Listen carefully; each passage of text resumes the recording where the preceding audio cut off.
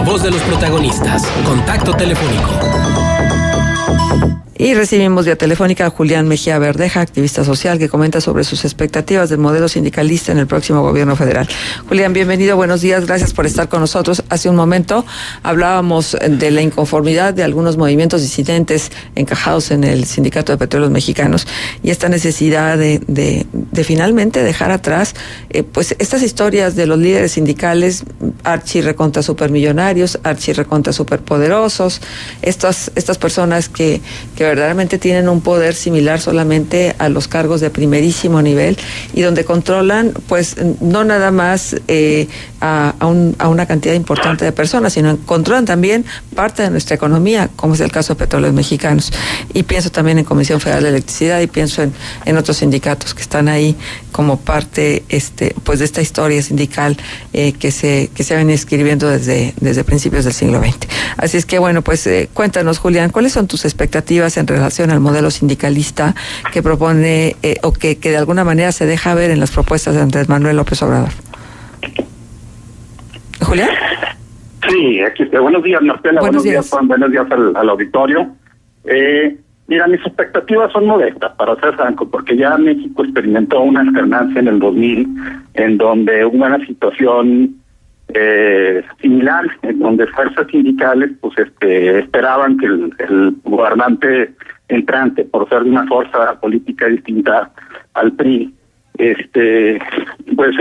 cambiara el modelo, primero con las empresas paraestatales, con las instituciones del Estado, las relaciones entre los agremiados y los líderes, y de ahí pues pasar a una nueva cultura laboral que entrara también al ámbito de las empresas privadas y su relación también con sus trabajadores y con gobierno.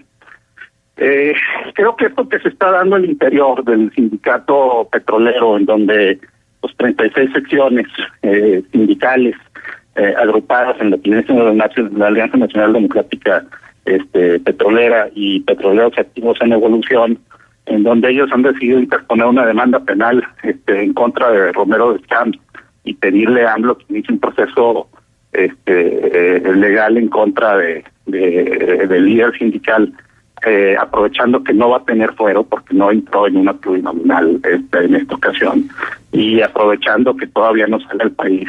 Pues me parece un buen indicio y creo que tienen que ser los pasos iniciales, porque y AMLO tiene un ambicioso proyecto, porque así lo ha dicho, de reactivación del sector energético, inversión en nuevas refinerías, en reactivación de las refinerías que han estado abandonadas y reparación equipamiento de los mismos, pero es muy importante, pero esa es la parte física y técnica. Lo que tiene que resolver son las relaciones hacia el interior, y aquí lo que llama la atención es que el discurso de los personas agrupadas en estas alianzas sindicales, que es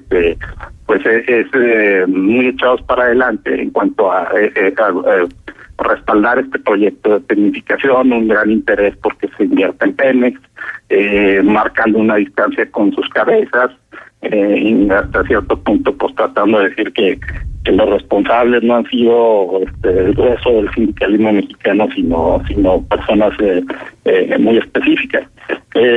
Me parece interesante, ojalá se llegue a ver. Hay varios rubros de la economía donde tiene que darse pasos interesantes. Nosotros el sector educativo, él ha insistido que va para atrás la reforma educativa por no ser propiamente una reforma educativa con un nuevo modelo pedagógico, con nuevos controles, en sintonía con el mundo, sino ser más que nada una reforma laboral. Pues vamos a ver el beneficio de la duda. Creo que en los próximos meses vamos a estar expuestos a información que a lo mejor en los años anteriores, y por ser el tema de la reforma educativa un tema de primera importancia para la administración de Peña Nieto, creo que va a empezar a surgir, vamos a tener acceso a otra información que nos permitirá contrastar los modelos y los modelos de reforma. Uh-huh. Entonces, eso es lo que es el sector público, ¿no? Ajá, sí. Pero bueno, creo que también será importante hacer una evaluación del daño experimentado a través de los líderes sindicales y sus decisiones y su manera de guiar a las huestes de los sindicatos en la época moderna del país, ¿no? Si no hacemos una evaluación de cómo ha sido, evidentemente no vamos a construir un cómo sí puede ser que favorezca a todo el país y no favorezca a unos cuantos. Sobre todo cuando nos damos cuenta, Julián, y esto es una historia, un secreto a voces, que todos conocemos, de todas las canonjías, de todo el enriquecimiento, de toda la vida verdaderamente de jet set privilegiada que se dan solo los líderes sindicales y quienes están cercanos a ellos. Totalmente de acuerdo. Se tiene que hacer la parte técnica, laboral, pero tiene que haber también consecuencias, o sea, a estos estilos de vida en donde han abusado. Tienes tú el caso de un Romero de Champs que tiene 30 años al frente del sindicato petrolero, y curiosamente sin necesidad de que haya procesos de elección para refrendarlo en el cargo.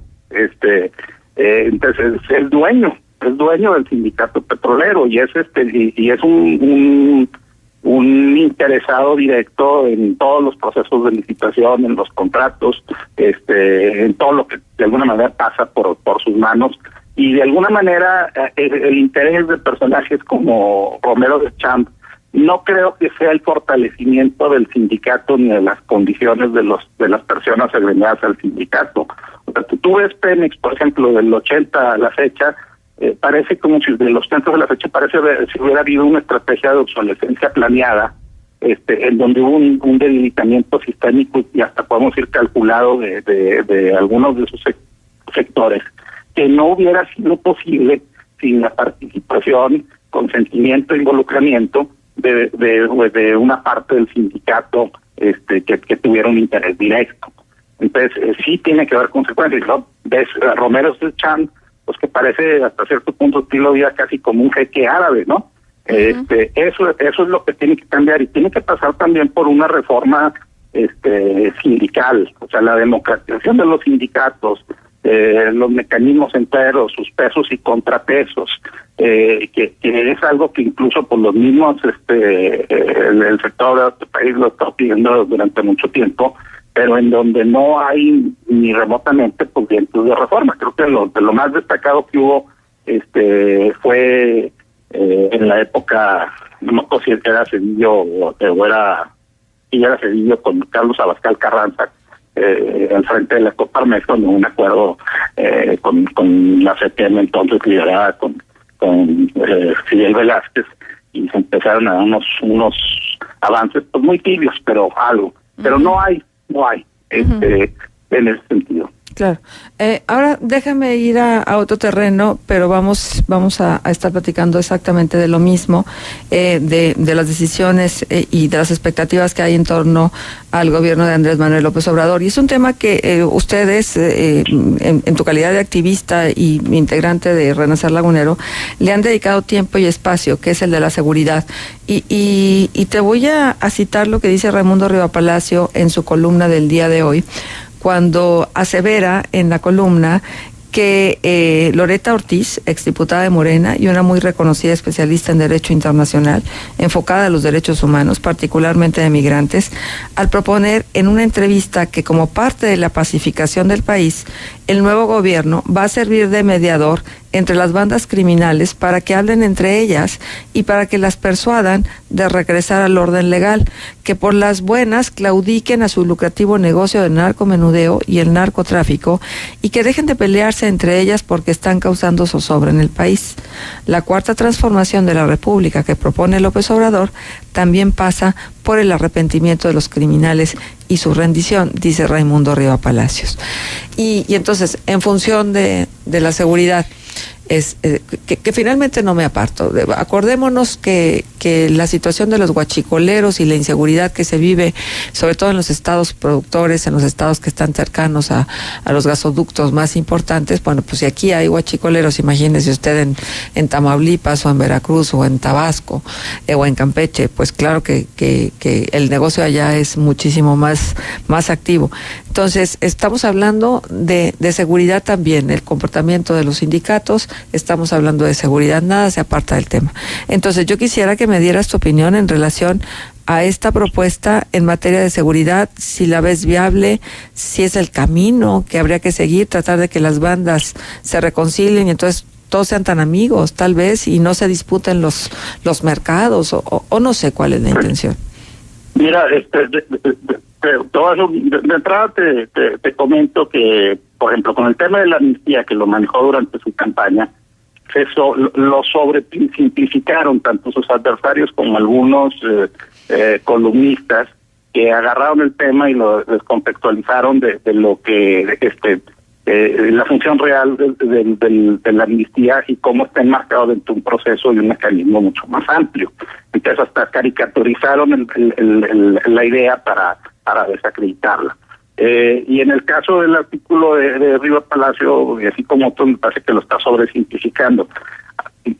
Sería sí llamaría la atención si efectivamente es como él dice que sucedió en esa reunión o esa persona que citó. Bueno, el mecanismo de amnistía está enmarcado dentro de una lógica, un mecanismo que se llama justicia transicional, que ha funcionado en otros países, desde Sudáfrica, de Guatemala, de Honduras, países del este de Europa, y cada uno está se sigue de acuerdo a las realidades propias del país en donde está sucediendo, y son transiciones desde dictaduras, sí, hacia democracias, desde estados que están en guerra hacia estados en donde se tiene que pacificar, o de estados altamente corruptos, cleptócratas, como el caso mexicano, que se busca que pase en un estado de derecho. El origen de muchos de estos procesos de ¿cómo se llama? En el caso de México y otras economías que han pasado por situaciones similares, está en el debilitamiento de su economía y de su mercado interno, en su tendencia al sector exterior. Entonces, si tú no generas una economía que incorpore números masivos de personas a la formalidad y les dé la posibilidad de tener una movilidad social y un mejoramiento en sus condiciones de vida, pues existe la economía informal o la narcoeconomía. La narcoeconomía en este caso ha absorbido grandes porciones del país. La nueva economía, los nuevos sectores, los nuevos contrapesos, los nuevos cabezas y la nueva cultura, incluso la narcocultura, es producto de que es consecuencia de que una parte muy importante de este país vive y opera bajo la lógica de la narcoeconomía. Entonces, dentro de estos procesos de justicia transicional que ahorita muchos, o sea, desde la creación de penales, de cortes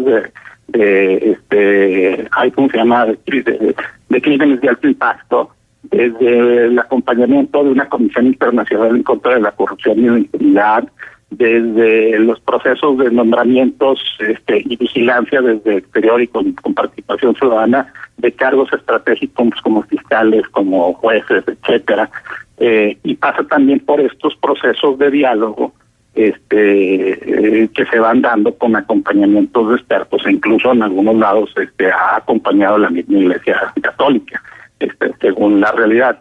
Entonces, habrá que ver, porque este tema apenas va surgiendo. O sea, ya dijo el caso del equipo de transición de López Obrador, que van a trabajar el tema de favorecer la creación de comisiones de la verdad, de mecanismo exterior, de justicia transicional. Son ideas que están soltando. Vamos a ver cómo les dan forma. Pero a ver, la política se hace a base de ideas, y las ideas se manifiestan públicamente, y cuando se manifiestan públicamente sin tener realmente un sustento es cuando empieza a ser peligroso, y cuando empiezan a haber o las sobreinterpretaciones o la minimización de los argumentos desde quienes hacen el análisis de lo que se dicen. Entonces creo que este ha sido un riesgo que han decidido correr Andrés Manuel López Obrador y quienes están cercanos a él, pero un riesgo que mete luego dudas, ¿no? Tendría que haber una certeza total y absoluta de qué manera van a hacer las cosas antes de decir nada. Estoy de acuerdo. Ya ha habido un bombardeo de muchos mensajes en distintos temas del área de la administración pública, en las distintas carteras. Ahí lo que sería es un mensaje más claro y más coherente de hacia dónde, ¿sí? Y bueno, pues están en procesos de diálogo con distintos colectivos que trabajan temas desde desaparecidos a temas de seguridad, temas a veces acercándose, a veces distanciándose, Pero sí, o sea, la responsabilidad a final de cuentas de las confusiones que pudiera generarse con estos mensajes, pues es parte del equipo de transición del presidente electo. Uh-huh. Bien, pues muy interesante y yo creo que sí, tendremos que pedir a todos, a propios y extraños, a los que están integrando ya el gabinete cercano, ampliado, a quienes ya forman parte de los consejos del gobierno entrante, mucho cuidado en las declaraciones y también mucho cuidado de esta parte para no sobredimensionar, como lo decíamos hace un momento, ni tampoco para minimizar. Uh-huh. ¿Mm? Así es. ¿Cuál sería tu conclusión entonces, Julián? Pues en eso, como te dije, a final de cuentas, el que tiene el control de su narrativa, por lo menos, y del mensaje que quiere enviar, pues es de un equipo de transición y pues ahí es donde tienen que prestar un especial cuidado, pues para que el mensaje que ellos quieran dar se entienda y no cree no de pie a especulaciones. Si no cuidan eso, pues es su responsabilidad. Si lo cuidan y las cosas marchan por el camino que ellos esperan y se crean puentes de diálogos, pues también sería su mérito. Pero pues nosotros estamos en medio, interpretando eso, tratando de encontrar un sentido, y pues teniendo pues distintas reacciones, ¿no? Exacto. Tanto a favor y en contra. Entonces, sí. Y eso es parte pues también de la tarea de gobernar. Sí, mira, y no dejo de mencionar este comentario que nos están enviando desde la cuenta de Twitter. Dijo, ojo, en las propuestas de AMLO una cosa es la amnistía y otra es la pacificación de la que habla Raimundo Rivapalacio. En el primero, el Congreso crearía una ley en beneficio de ciudadanos presos por circunstancias y en el segundo caso se habla de pedir a los delincuentes que paren, que son dos cosas diferentes. Sí. La amnistía nada más la del Congreso, ¿sí? Incluso pues lo que se considera con estos mecanismos de justicia transicional, quizás la necesidad de crear nuevas figuras jurídicas que permitan este tipo de trabajo. Y dentro de los procesos, como dice que la amnistía está enmarcada dentro de una lógica que se llama justicia transicional, cuando las mismas instituciones del Estado con los mecanismos actuales no bastan o porque están saturadas, atendiendo temas de carácter operativo cotidiano, pero se necesitan de mecanismos, de instancias, de personas, de expertos adicionales para tratar de resolver esta situación y como dije, de transitar de un estado de las cosas a otro. Entonces, mecanismos como los contemplados en la ley, como otros que se pueden crear, u otros que dependen enteramente de la voluntad de las partes, pues se tienen que buscar, se tiene que recurrir a ellos y es cuando entran en acción. Pues sí. Entonces, así más o menos. Pero de ahí que la pregunta sea si es viable o no sentar a las bandas criminales y decirles, por favor, ya no se peleen. Mira, se intentaría primero hablar con eso, y eso no quiere decir que se perdone a las cabezas, ¿sí? Es simple y sencillamente comprender de fondo qué pasa, los contextos, las realidades.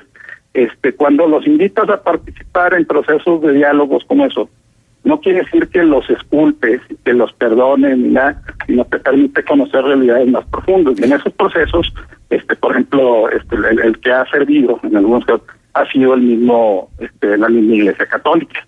Bueno, porque tienen una base social de esos grupos, es una realidad. Sí, creo que estamos tejiendo con un hilo que se puede ir muy fácil y que hay que buscar más sustento para realmente saber de qué va la historia y cómo pretenden hacerlo y qué resultados esperan obtener de una estrategia de esta naturaleza. Por lo pronto, yo les comparto el punto de vista de Raimundo Rivapalacio, que tituló su columna "Qué tonto plan". Pues muchísimas gracias Julián por tu presencia con nosotros. Gracias a ustedes. Hasta luego. Saludos. Julián Mejía Verdeja, activista social.